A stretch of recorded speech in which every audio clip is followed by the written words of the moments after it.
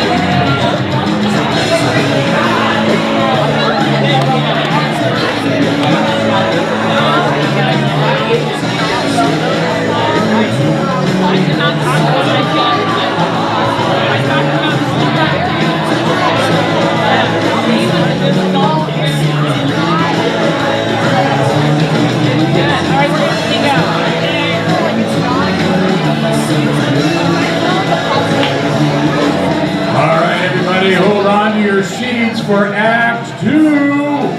8 more comics coming at you. Let's give it up for them.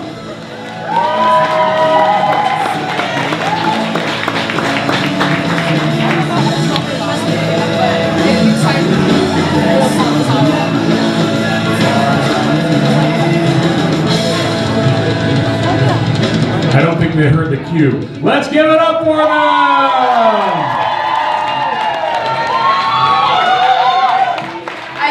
Introduction, Pete, but that's okay. I'll just come on and do my thing. So hi guys, I'm Sophia. As you can see or probably assumed, I'm the only black person in this theater class.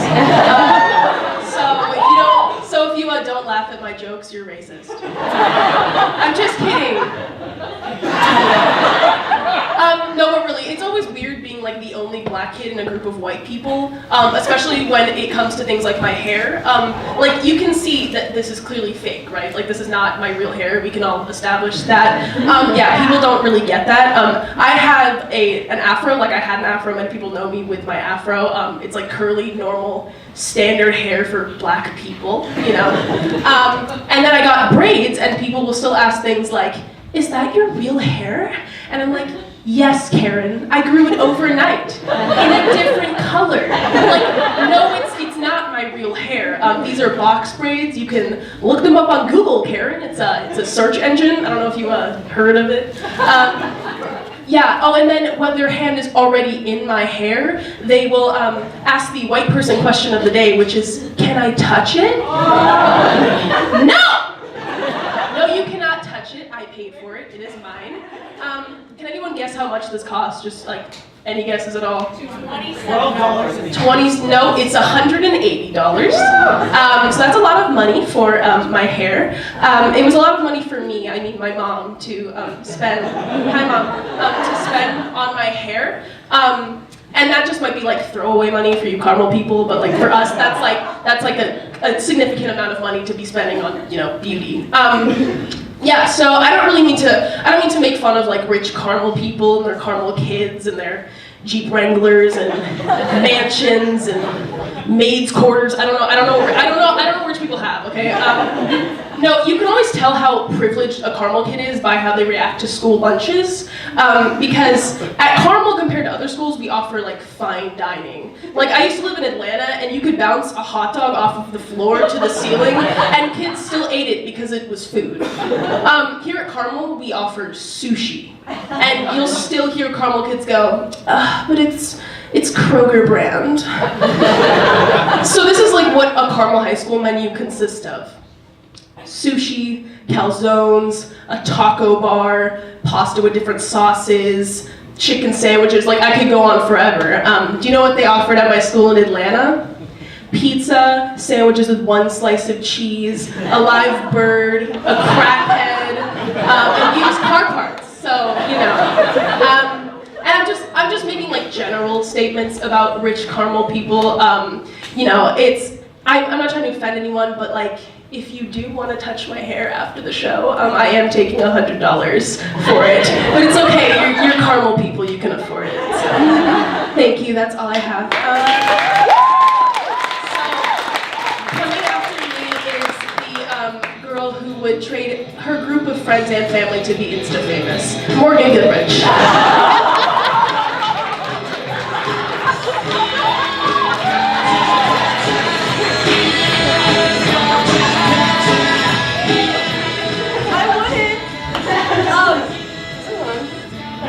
No?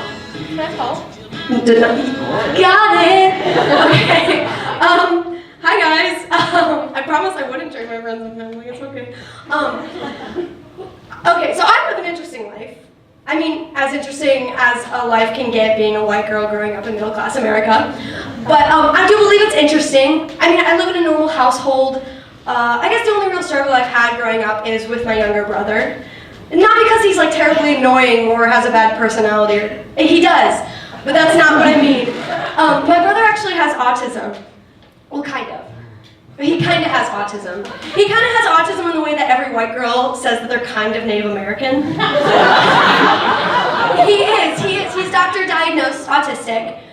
I'm also part Native American. But yeah, so he's definitely a goofy kid. Growing up with him was a blast and also a struggle, but luckily it gave me a lot of funny stories for today.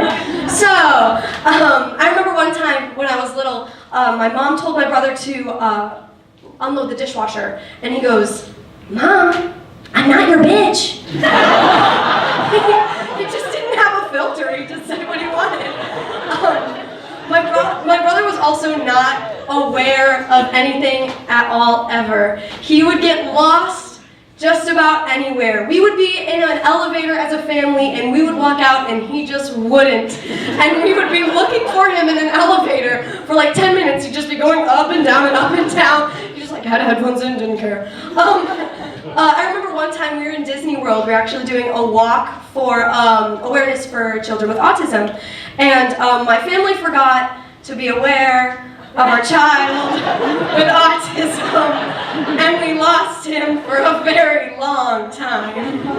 I don't know how to transition. Next story. I wanted to tell this because this happened to me yesterday. So today after this, I'm gonna go hang out with my girlfriends, and we're gonna eat some cake, because that's what you do on Valentine's Day. And so I picked up the cake yesterday. I actually picked up 3 cakes yesterday, one for myself, obviously, and one for my boyfriend, and one for me and my friends to share. And I had my 3 cakes in my passenger seat, and I was feeling good, and I was driving home, and I was on 96th Street, and it wasn't rush hour yet, but it was pretty crowded. Like, there was a decent amount of cars.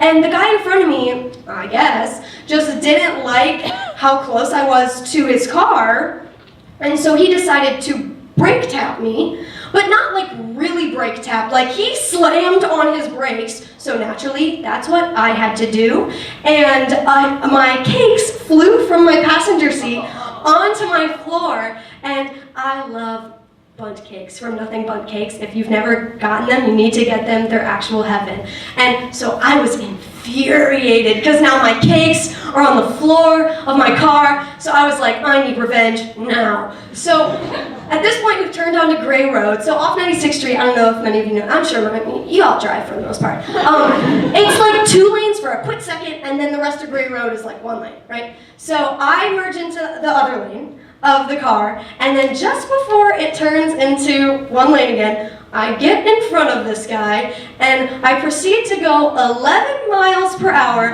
not 10, 11, because I feel like somehow that's worse. And I go straight 11 miles per hour all the way down Gray Road, just out of spite. And I got to look in my rear view mirror and just watch the anger and frustration build. And I hope that he learned a valuable lesson, and it is not to mess with me and my bundt cakes. Thank you guys.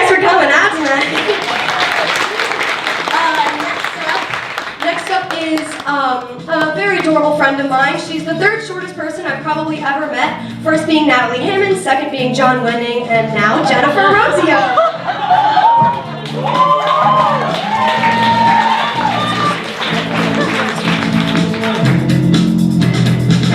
I didn't think I was that short. Hi, I'm Jen, and as Morgan so subtly implied, I'm very short. I've grown up being short. It's something that I've always had to deal with. I actually wasn't always this short. I used to be shorter. But, for me, it was like really frustrating when I was younger because I not only was tiny in height, but looked little in the face, and I still do, I think. So people would always make these really crazy assumptions about my age, and it, for some reason, really, really bothered me. And I would always get, the middle-aged mom going, "Oh, sweetie, you'll be grateful when you're 40 and you look 20, but I look 12 now and I'm 17. How is that helping me?" So anyways, I would get so mad when people would say "Oh, how old are you? 7?" And I was like, "No, I'm actually 9, but it's fine."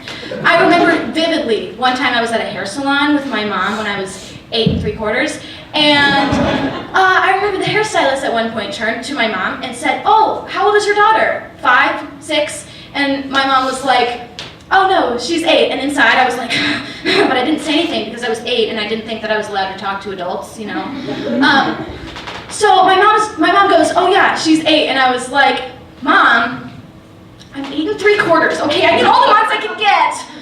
So anyways, one time someone came up to me in a grocery store. I was with my brother, and he's 4 years younger than me, and he's also a little small and doesn't look his age. And they were like, "Oh, are you twins?" Because you know how people go up to twins and they treat them like a science experiment instead of like people. So they came up to us and they were like, "Oh my goodness, are you twins?" And I was like, "No, I'm 12 and a half. He's 9. Get over yourself." But also I'm okay with it now because I learned that short people are just really underrated. We get a bad rap, okay? Because when I was in elementary school, there was boys in my 5th grade class who would make fun of me for being little, and they would be like, "Oh, you're what, 4'2"? And I was like, "Well, I bet I can do more push-ups than you." And they were like, "Ha, you're a girl, you're tiny, you're weak, yeah, right." But the fitness gram push-up test would come around and I would just completely destroy them. So it paid off, and so you shouldn't overlook short people. We're not as bad as you think. Thank you. The next act is Baby Daphorn, but I should warn you, she's the captain of the comedy sports team, so no pressure.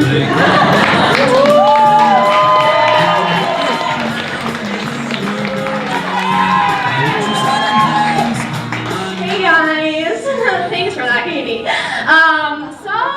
Hey guys, thanks for coming. Oh, on Valentine's Day. That's kind of sad. You guys didn't have plans? Yikes. But this is fun. This is fun, maybe if you keep saying it, it'll be true. I wanted to keep it festive for you guys. I wore my Valentine's Day shirt. It has hearts on it. I got it at Goodwill. It was $2.99. I really love Goodwill. I love those steals, and I love to share my Goodwill successions with people. So when I bought this shirt, I showed it to my mom, and I was like, "Hey, Mom, look at the shirt I got. Do you like it?" And she said, "It only matters if you like it." I really think that's a great representation of my stand-up comedy experience so far, so just getting into it. Yeah, but I hope you guys are having a great Valentine's Day, great week in general. I've had the best week, There's been better weeks. Last week I found out I had a UTI. If you don't know what a UTI is, Google it, 'cause I'm not going to tell you up here. That's kind of weird. Why are you asking that? Don't ask that. Okay, but I have never had a UTI before, so I was like, I don't know what this is. I'm also fairly bad at taking care of myself, so I didn't want to deal with it. I swear that if I got my leg cut off, I'd find somehow to procrastinate getting that checked out. But anyway, this weekend I finally went to the doctor, and after telling me that I most definitely had a UTI and waited way too long to deal with it, they told me that it had most likely spread to my bladder and my kidneys. Isn't that fun? That's so fun, isn't it? Yay! sense. I don't really think about my kidneys that much. Like, kidneys, like, who thinks about their kidneys? I think that, like, kidneys are like the Arkansas of organs. Like, where are they? I don't know, over there. Like, completely irrelevant, but like really easy to make fun of. I don't know, but I guess like I thought, oh, well, maybe I should like show them some attention, because like obviously they got pretty angry at me, like they're still angry at me and I'm in so much pain, but you know, I thought, oh, well, you know, maybe I should give them a name, because like then they'll feel loved, you know? It's Valentine's Day. Okay, so I would like you to meet my kidneys. This is John F. Kidney, and this is Robert F. Kidney, because my kidneys are shot. We're just gonna round it off with an assassination joke and call it a day, okay? Oh, thank you so much, guys. Our next act is the second most beautiful blonde girl in our theater class.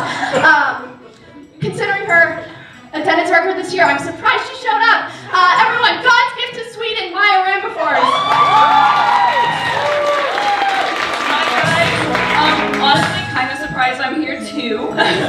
Anyway, I'm Maya with a J. Now, that I've said that, I kind of want to assume that you know how to spell my name, but the last time I went to Starbucks and I told the barista that, Maya with a J, a couple minutes later he came out with my Starbucks order and he yelled out, Jaya! And now, I don't know what kind of person hears Maya with a J and assumes, yes, let's replace the M. But to be fair, I kind of also think that it's a Starbucks employee requirement to be illiterate. So, but yeah, I'm just gonna spell my name for you just to be safe. It's M-A-J-A.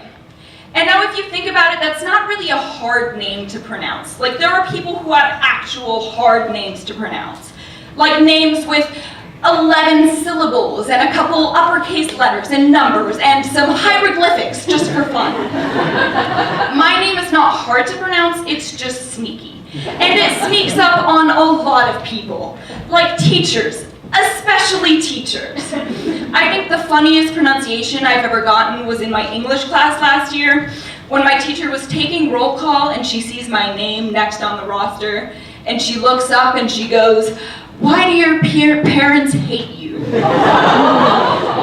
And now that's when I have to cut in a little bit and I go, no, my parents don't hate me. Well, anyway, it's not because of that, it's just, we're Swedish, and in the Swedish alphabet, the J is pronounced like a Y, so it's not Maja, it's not Maha, it's just Maya. But they stopped listening at that point because they heard the Swedish, and then they have one of three questions. The first being, do you only buy stuff from IKEA? The second, do you know PewDiePie? And the third, which is my personal favorite, does the Swedish chef Muppet from Sesame Street actually speak Swedish? And now guys, I don't know if you've actually heard the Swedish chef Muppet speak Swedish, but don't worry, I'm gonna recreate it for you. Alright, ready? Hergen Durgen Durgen, Bork Bork, Chocolate Mousse. Now, I don't know why you guys are laughing, because that's what Swedish sounds like. No, I'm kidding. Those are not real words. But I don't know why everybody who asks me that is disappointed that the little Muppet in their TV is not actually shouting the foreign language Swedish at them. Because when I tell them that's not real Swedish, they get really disappointed and they kind of back out of the conversation and they're like, well, it was nice to meet you, Maja. Oh well, at least they tried, right? Thank you guys.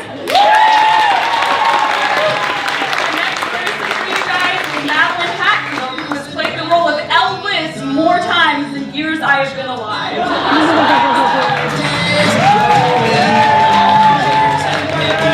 Hello. Okay guys, disclaimer. So earlier I had a stain across my pants and I don't know if you can still see it or not, but if you can, like I earlier spilled like some unknown liquid on my pants. It wasn't pee, I promise. But yeah, that's what that is. It probably dried off when I was backstage, like shaking up my nerves. But Yeah, I really love these pants. They're always a surprise to people because I will walk in a room and at first glance, it can sometimes appear like I'm not wearing pants. And so I'll just be like walking into class and then someone from across the room will like see me come in and they'll be like, oh, thank God she's wearing pants. And I'm like, I didn't think that's what people thought of me and that I would come to school with no pants on. But okay. Now my childhood. I wanted to be many things in my childhood. An astronaut, a pro sprinter, an international spy, and I was all those things back in my glory days, but my true passions lie within my work as a geologist. During recess at preschool, I would go by the front doors and there would be like these patches of decorative rocks. And I was a big sporter of cargo pants at the time. And so I would take as many rocks as possible, stuff them into all my little pockets for further research later. And my thighs were huge. I was thick AF with 3 C's. And I was just like waddling around with all this weight. And I would go home and I'd take off my pants as one does, because I was off to other things like sprinting on the moon and solving international cases. You know how it goes. And so while I was off doing that, my mom put my pants in the washer. And she would throw them in, start the washer, start to walk away, and all of a sudden she would hear clunk, clunk, clunk, and she'd be like, what? And she'd run over, open it, and find my research, and then confiscate it. So I never got to studying it. But it's okay, because I had other things to occupy my time. When I was little, I used to read children's books to my sister Caroline. A personal favorite of mine was called The Pout Pout Fish. And this one day I was just like feeling super creative and just like feeling myself. And so I decided to rap it to her. So this is how it went. I walked into her room. Said, yo, homie, I got another book to read for Caesar. And I sit on her bed and I begin. Once upon a time, I'm a pout-pout fish with a pout-pout face, and I spend my dreary worries all over that place. Blah, blah, blah.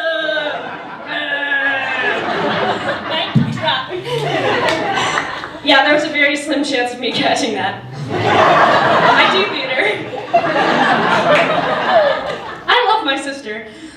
She's probably the most kind and generous person I know. She's probably like sitting in her seat right now, just like furiously raging about how cute I look in her sweater right now that I didn't get permission to wear tonight. But I remember this one time I had the flu, and so I had a fever, body aches, fatigue, the whole shebang, so I was just like laying on the couch and stuff.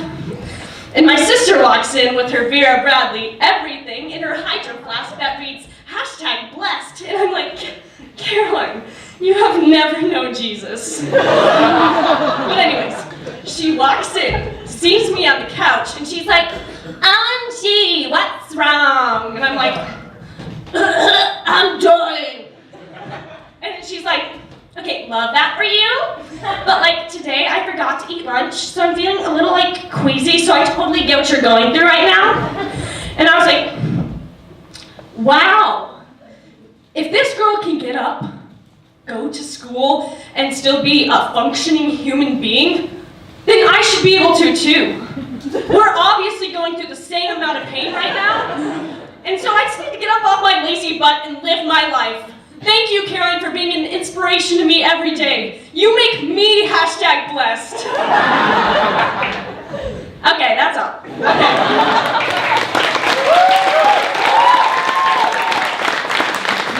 We have Maddie Phillips, who is sporting a Butler sweatshirt when in fact she is not attending Butler, and wearing some very fashionable Crocs.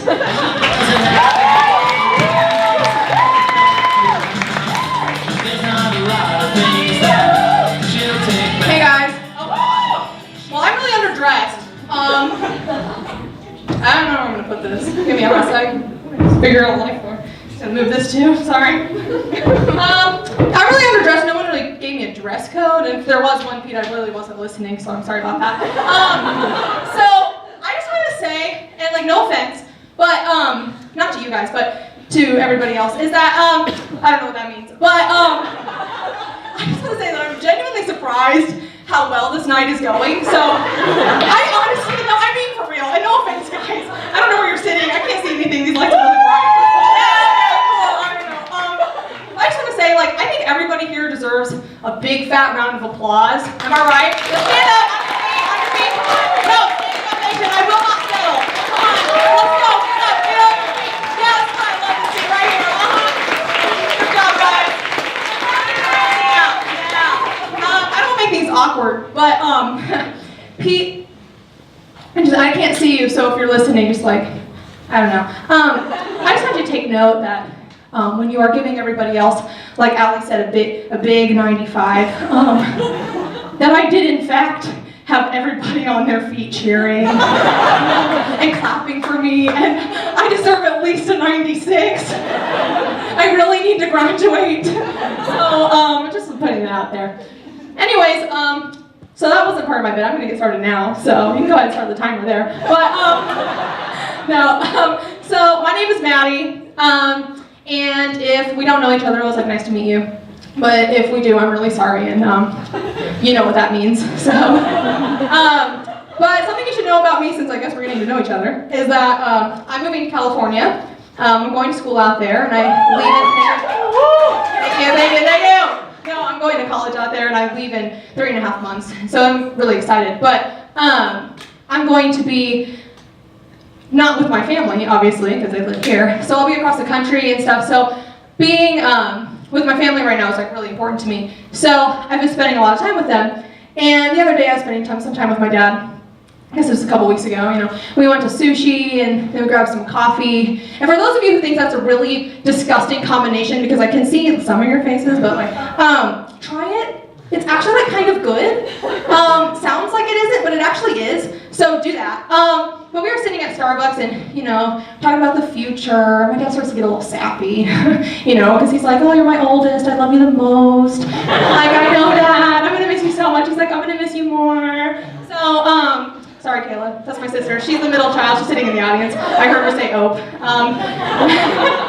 Anyways, so my dad's like, you know, you're leaving soon. We don't have a lot of time left. I was like, yeah, I know. And he's like, well, there's some things that I really want to talk about with you that we just haven't really been able to, you know, talk about. And there's this really good book that I'm reading right now. And I'm like, okay, yeah. So here I am thinking that my dad and I are about to like do this like cute, I don't know, like Bible study together. I'm going to Bible college, by the way, just so you know.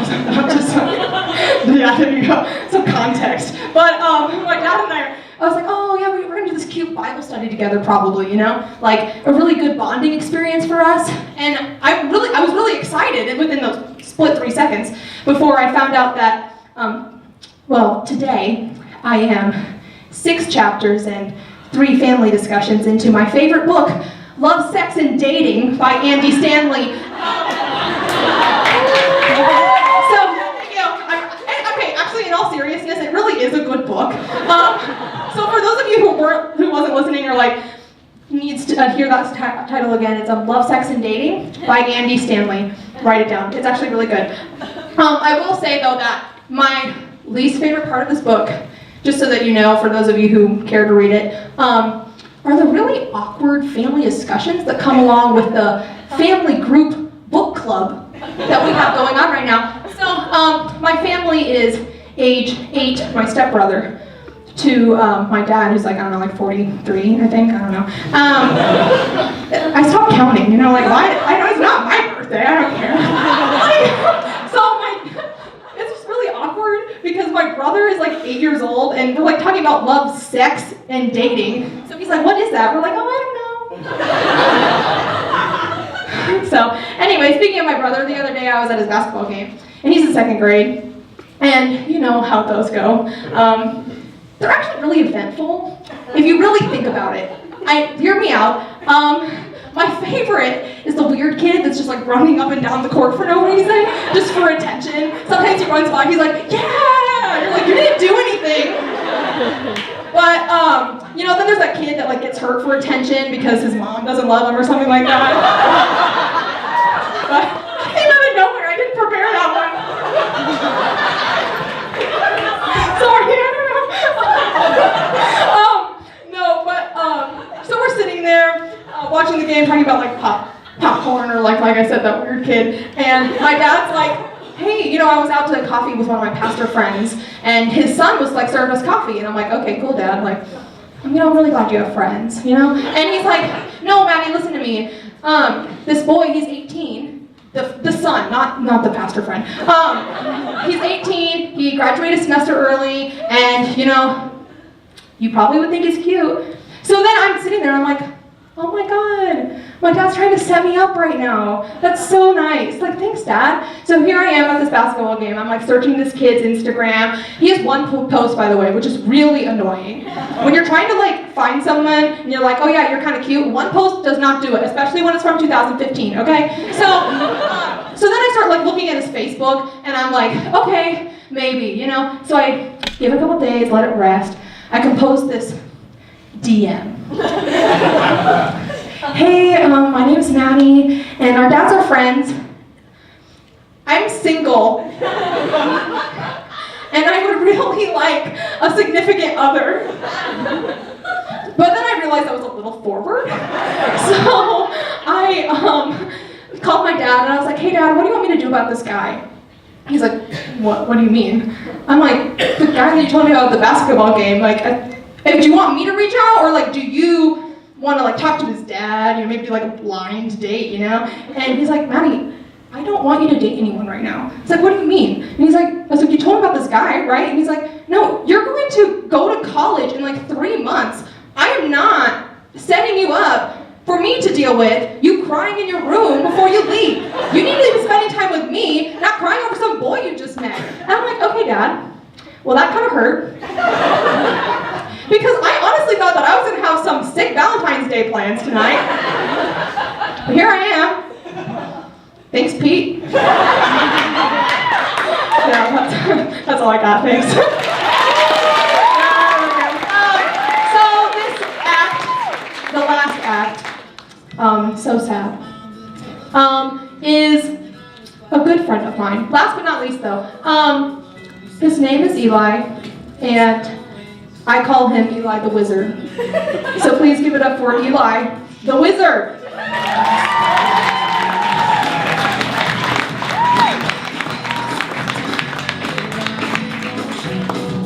Alrighty, I'll be honest, I have no idea where the stand is, so yeah, we're doing this. Shh. It was supposed to be funny. Right. Anyways, so, I'm Eli. One of my favorite things about tonight, everybody that has thought that I was the crazy nerd, and then they get up and they tell all their weird stories, and they make me look like nothing. Having said that, I'm Eli Milligan, and this is the story of why I'm not allowed at scientific conferences anymore. Alrighty, so, we're gonna take this back. Way back, and by way back I mean like, 6 months. Hey, I'm 18, that's like, half my life. Not half my life. It's a fraction, I'm bad at math. And so anyways, we go back, and I have this friend, alright? His name is James Brooks. He lives out in Rockville. Anyone out here know Rockville? Anyone? No? Okay, maybe a little.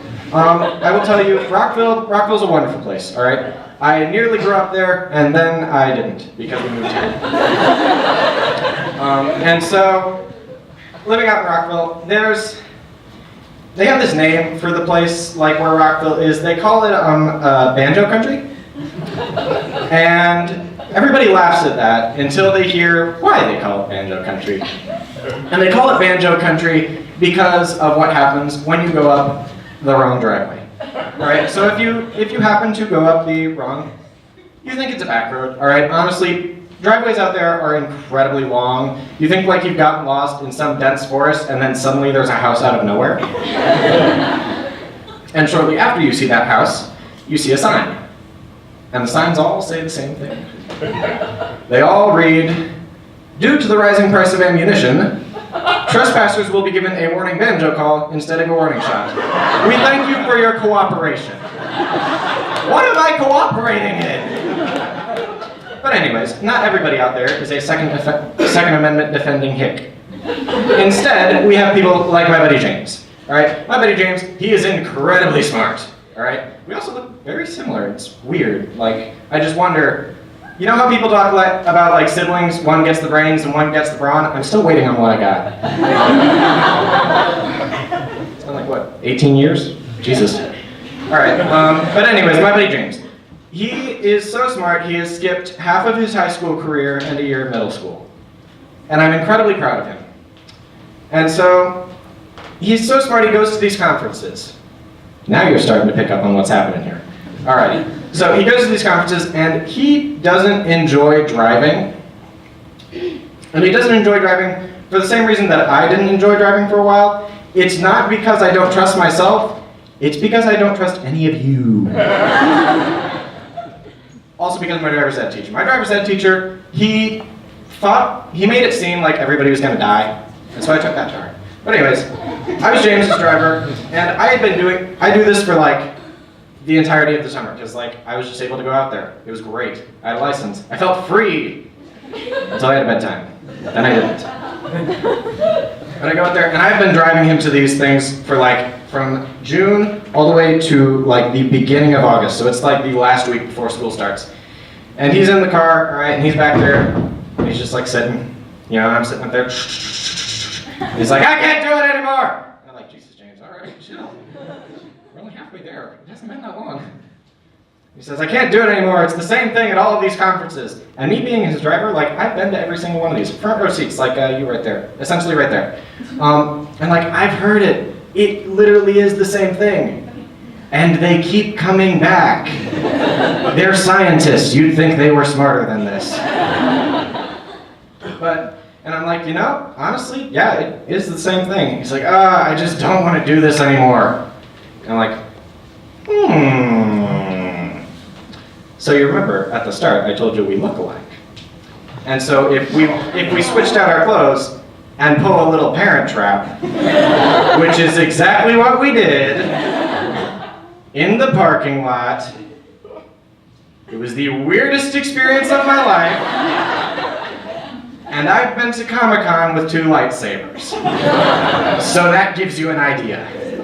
But anyways, we switch, all right, and I get up there, and surprisingly, I've memorized the entire thing. Better than my monologue for monologue night. Yeah.